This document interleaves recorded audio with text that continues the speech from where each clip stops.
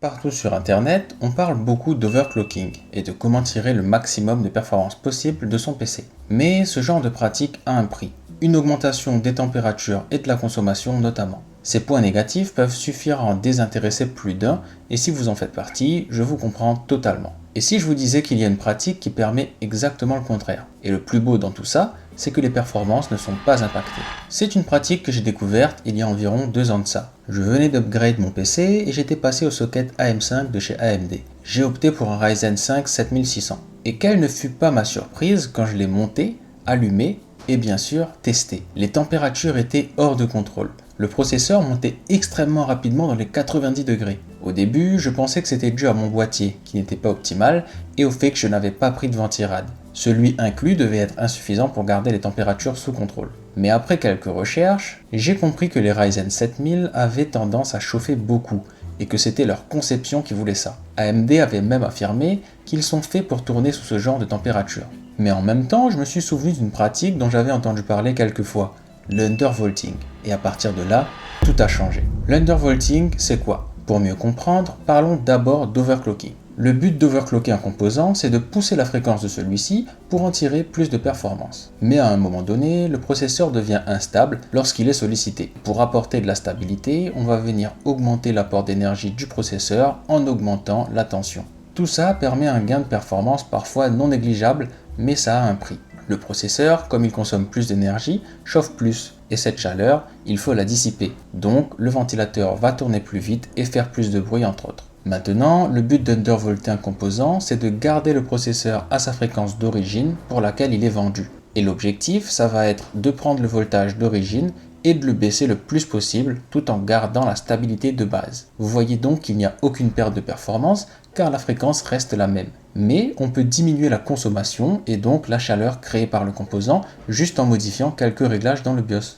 Si comme moi vous avez un processeur AMD, vous devriez être capable de régler tout ça relativement facilement juste en passant par l'application Ryzen Master.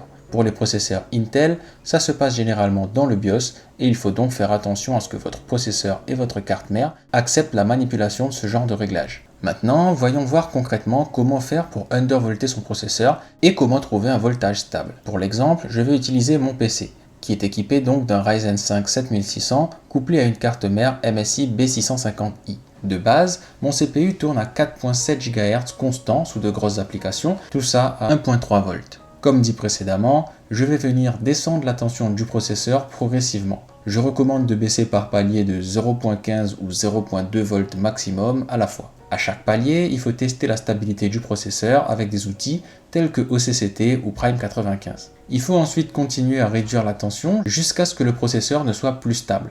Dans mon cas, ça a été 1.0 et 1.01 volts. Et à partir de ces données, vous aurez de quoi décider à quelle tension le système est OK. Personnellement, j'ai réussi à descendre à 1.02 volts, soit 0.28 volts de moins que la tension d'origine. Tout ça, c'est bien, mais quid des températures et du bruit? Alors, au repos, il n'y a absolument pas de différence. Ce qui est normal puisque les processeurs récents ajustent la tension en fonction de la charge nécessaire. Pour le stress test, j'ai utilisé Cinebench et le CPU undervolté était significativement moins chaud. Avec la tension d'origine, j'ai mesuré une température maximale de 89 degrés, là où elle était de 70 degrés une fois le processeur undervolté, soit une réduction de 19 degrés ou encore de 21%.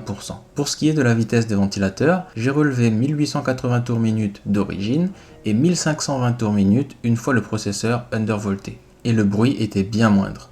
J'ai ensuite fait un test en situation de jeu en utilisant Cities Skylines 2 et j'ai relevé une baisse de température de 17 degrés passant de 74 à 57 degrés. Ici, la vitesse du ventilateur était similaire dans les deux cas, donc pas de baisse au niveau du bruit. Et gardez en tête qu'aucune différence de performance n'est présente ici. Dans les deux cas, le CPU tourne à sa vitesse d'origine de 4.7 GHz en charge. Dans l'ensemble, je trouve ces résultats significatifs. Et lorsque j'ai essayé ça la première fois, j'ai été vraiment surpris de pouvoir baisser autant le voltage et donc les températures. Surtout qu'en faisant ça, on a une température ambiante dans le boîtier qui sera légèrement plus basse, ce qui peut également avoir un impact positif sur la température de la carte graphique. Alors, qu'est-ce que vous en pensez? Je trouve que l'undervolting est très intéressant pour les personnes qui n'ont pas la volonté d'overclocker, mais qui souhaiteraient garder leur température sous contrôle. Ou encore pour des serveurs ou des media centers qui tournent en continu.